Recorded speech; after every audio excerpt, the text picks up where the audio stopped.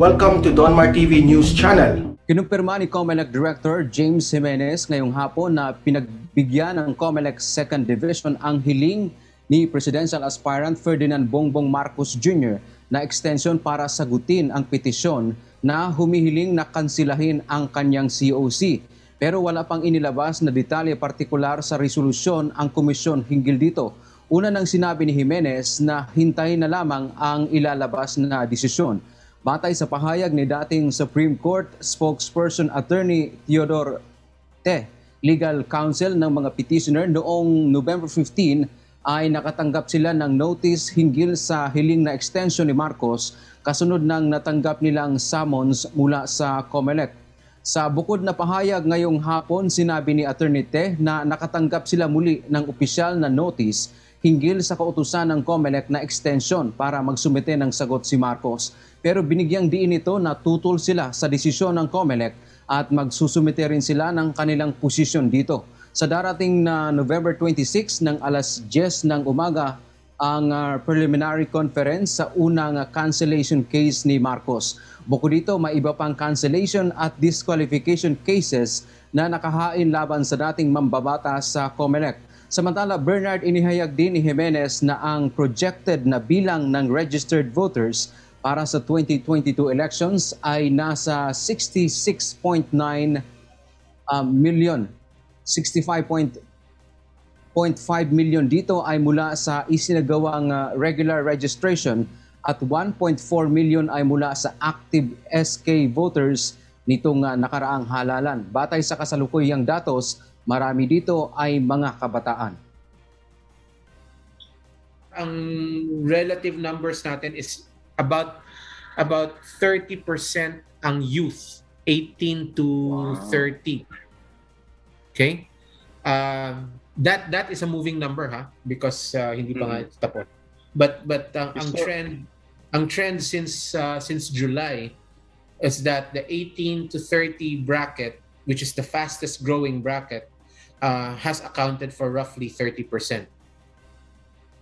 Samantala sa January 15, 2022 naman ay sisimula ng COMELEC ang pag-imprinta ng mga gagamiting balota sa 2022 national at local elections. Subalit bago ito, Bernard, uunahin munang ilalabas ng COMELEC ang pinal na listahan ng mga kandidato na ilalagay sa balota. At ito ay inaasahang ilalabas ng komisyon sa December 15, 2021. Samantala, Bernard, bago lang noon natanggap na natin yung kopya ng resolusyon dito nga sa pagpayag ng COMELEC na extension upang sagutin ni Marcos ang inihain sa kanyang petition to cancel yung kanyang COC. Batay dito sa desisyon ng COMELEC, nakakita sila, Bernard, ng sapat na dahilan upang pagbigyan nga itong si Marcos sa kanilang kahilingan na extension. At ang sinight nga dito ng COMELEC ay after kasi nakatanggap ng, after kasi na na-file itong unang kaso na cancellation, ay sinundan pa ito ng petition for intervention. Kumbaga dalawang kaso ang hinaharap ngayon ni Marcos na dito sa kanyang COC. Kaya ito ang nakita ngayon ng COMELEC na pinagbigyan nila ang kahilingan nga ni Marcos upang ma-extend yung panahon para sila ay makasagot doon sa petition. Diba? So sabi ko, natatawa pa nga kayo parang mga ano daw Duterte supporter na ano daw peke. Bakit? Kailangan ba ng totoong Duterte supporter? Hindi ba pwedeng bayan ng suportahan? So ano gusto ninyo? I-entrench natin ang personality politics? Ito nga natin, paano mo na-interview si Duterte? Di ba, sinulot ni, tama mo lang kung hindi. Pinilit ni Senator Bongo dahil umiyak sa vlogger. Isipin niyo yun, guys. Tatakbong presidente, iiyak sa vlogger lang. Tapos si Pangulong Duterte, bago mo ma-interview yan, 2 weeks yan. Diba? 2 weeks yan na i-screen pa yung question, PSG pa, ganyan, halo-halo na yan. Ano ginawa mo, Senator Bongo, ron sa mga vlogger? Tapos pinag-interview mo si Pangulong Duterte, naka-zoom lang. Tapos yung nag-i-interview sa kanya, naka-baseball cap. Hindi ba medyo binastos niyo yung opisina ng presidente, ginanon niyo si presidente? Ganyan ba, kung gusto niyo nang respetuhin yung presidente, kayo muna magrespeto sa presidente. Binabastos niyo si Pangulo eh. Huwag ganyan. Mismo si Pangulo binabastos niyo eh. Hindi lang si Pangulo, mismo opisina niya. Kung ganyan lang din ang pagrespeto sa opisina ng Pangulo, wag na lang. Kalokohan lang yan. So iiyak na naman kayo ngayon. May balita pa ako, lalabas sa mga survey results, parang iiyak din kayo bukas at saka sa Lunes. Paano, iyakan na lang tayo? Kung gusto nyo sabihin, kung gusto ng mga ibang mga Duterte supporter dyan, na respetuhin ng Pangulo, mauna kayo. Pag ang kinakausap nyo, Pangulo ng Pilipinas, yan ang kinatawa ng 100 milyong Pilipino. Tapos, hindi ka man lang mag-dress code. Hindi ka man lang bumili sa yung mumurahin na polo sa Onesimus. Yung tigpa 500, 800 pesos lang. Para man lang respetable kang tingnan. Ang ginawa mo, tinanong mo na katanga na nga ng mga tanong eh. Tapos naka-baseball cap ka pa, naka-shades ka pa. Tapos kakausapin mo, i-interview mo si Pangulo ng live, gitna ng gabi. Yung tandaan na yun, hindi mo pinatulog ng maaga.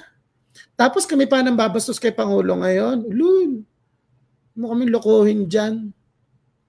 Ngangang gago. Diba, real talk lang. Kami pa talaga nang bastos kay Pangulo. Doon sa mismong interview, hindi pa nag-uumpisa interview, unang frame pa lang, ikaw na bastos.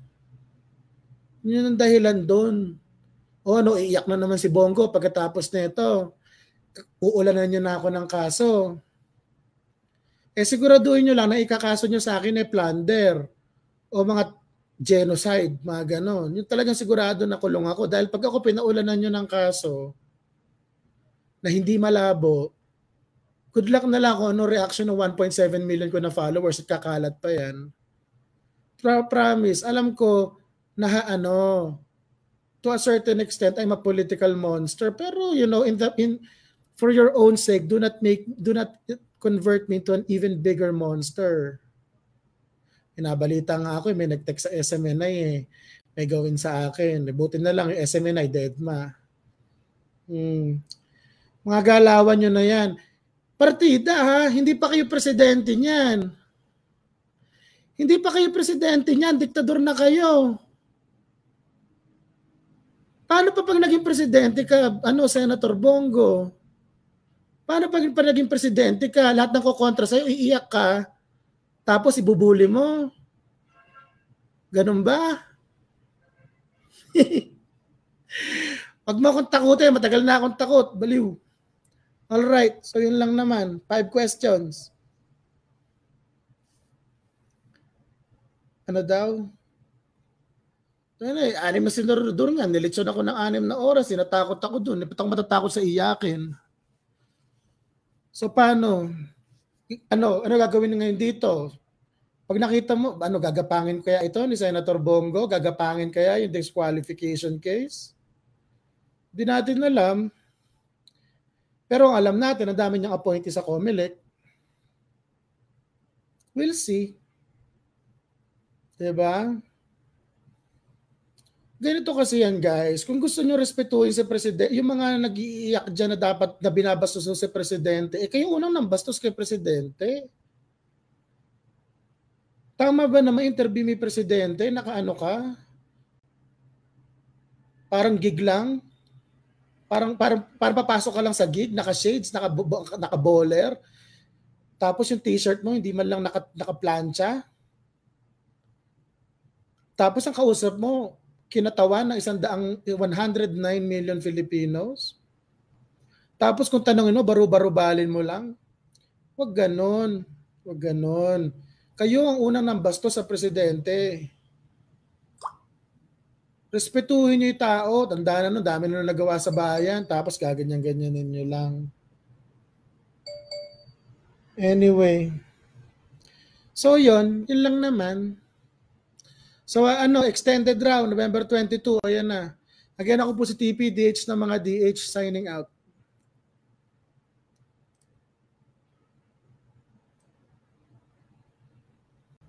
Sabi sila ng sabi. Wala naman silang karapatang magsabi niyan. Galit talaga si James. Oh. In fairness, huwag kayo masyado magalit kay James Jimenez. Yung lolo mo, excuse me, yung lolo mo nasi-stress na yan sa dami ng mga achuchuchu na nangyayari sa Comelec ngayon. Pagbigyan nyo na lang muna, huwag nyo nang benggahin si Jimenez. Tao lang po tayo lahat. Kahit po yan tao, naoperahan pa. Hayaan nyo na. Huwag nyo nang awayin si James Jimenez, ha? Mabait daw yan. Sabi ng mga friends ko na abogado. Mukha lang daw yan masungit, pero mabait naman daw yan. So, let's be kind. Let's stay safe and be kind. Charot. Okay. Ayaw mo kay Jimenez? Ano gusto niyo spokesperson? Kamukha ni Piolo Pascual. Yun lang biniyaya ng Panginoon sa kanya. Hayaan nyo na nga. Hindi naman kailangan ng pogi na spokesperson. Basta chill lang. Hayaan mo lang. Tao lang yan. Okay, basahin natin yung balita. Sabi, wala naman silang karapatang magsabi niyan. The parties cannot predict when the division will rule. PR lang nila yan. Ang pagbabatayan natin kung naglabas na ang division and so far wala pang nilalabas. Jimenez told reporters in a press briefing. According to Jimenez, his information came from a commissioner from the 2nd Division itself. The 2nd Division is composed of Commissioners Socorro Inting and Antonio Co. Jr. The Marcos camp, represented by legal powerhouse Estelito Mendoza, on November 15th, asked the COMELEC to extend the 5-day period to answer the petition filed by civil society leaders seeking to cancel Marcos' COC. The summons was issued to the Marcos camp on November 13th. All right. So basically, kembot-kembot, gano'n na lumagpas na raw, non-extendable, channeling, away-away sila. Si Teddy Te may sinabing Section 23, Section 23 item for whatever, na hindi ko naman makita kung saan yun. So anyway, kagulo-gulo na. No? Pag ito, basically guys, to cut the long story short, pag hindi ito na-extend, wala na reply si Marcos, hindi necessarily natali kaso niya pero tagilid si Bongbong. Kasi pag dinimanda ka tapos hindi ka nag-reply, paano yun? Wala kang depensa sa sarili mo, di ba? Parang de facto demurrer ang mangyayari. Anyhow, ito po ang update kay James Jimenez. Black ka po sa YT. Double check ko nga, mute YouTube.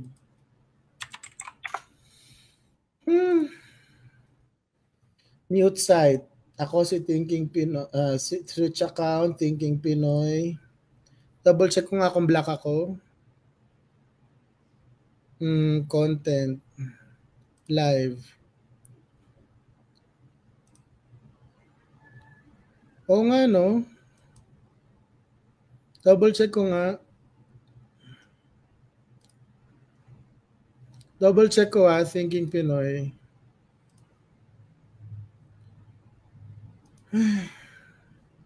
Dami naman mga utot. Tsaka na yan, i-upload ko na lang sa YouTube mamaya kung may problema. Anyway, ang point lang, eto na, i-extend naman na. Ano pa ba issue? November 22 raw. Kasi tinanong ko sila ilang may nag-message sa akin. Ang daming mga ganap. X. All right.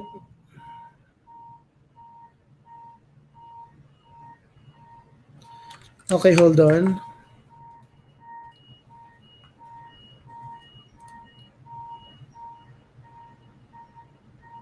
Okay. Ito pala. May nag-send sa akin na contact ko, guys. Ito yung portion ng yung issuance ng COMELEC regarding doon sa kay BBM. Alt-FA extension. Save on desktop. Open desktop. Extension. Ay! Wait. Ito na.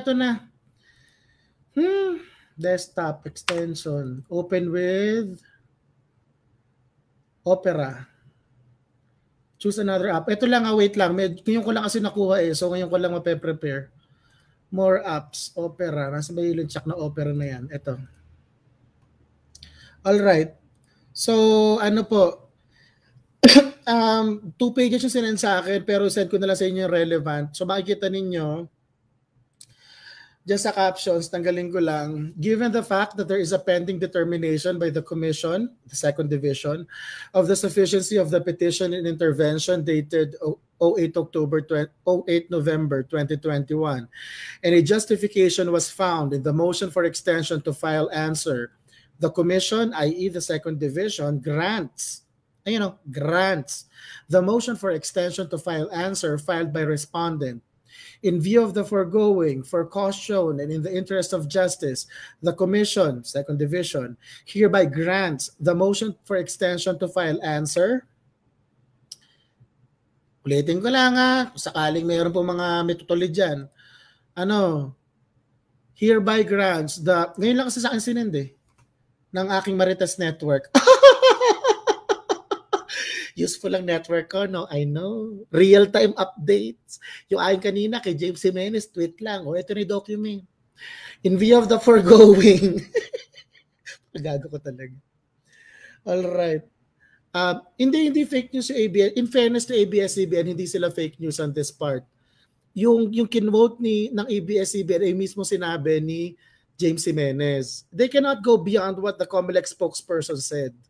So let's be fair naman. I mean, alam ko high blood kayo sa ABS, pero yun lang may re-report nila. Ngayon ko lang rin nakuha to Diba? O basahin ko na.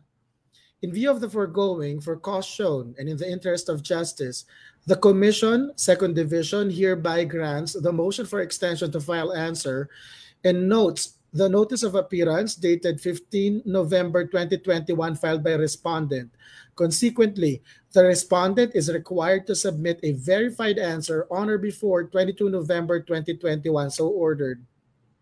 Inilabas today, November 18. Ang pumirma si presiding, si Socorro Inting.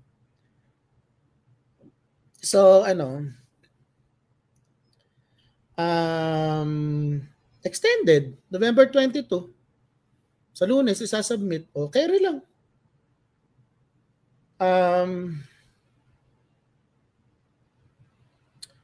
Replying o questions tayo. Well, tatawa ko yung ibang mga vlogger na tumitira kamo sa akin. Dead man na doon.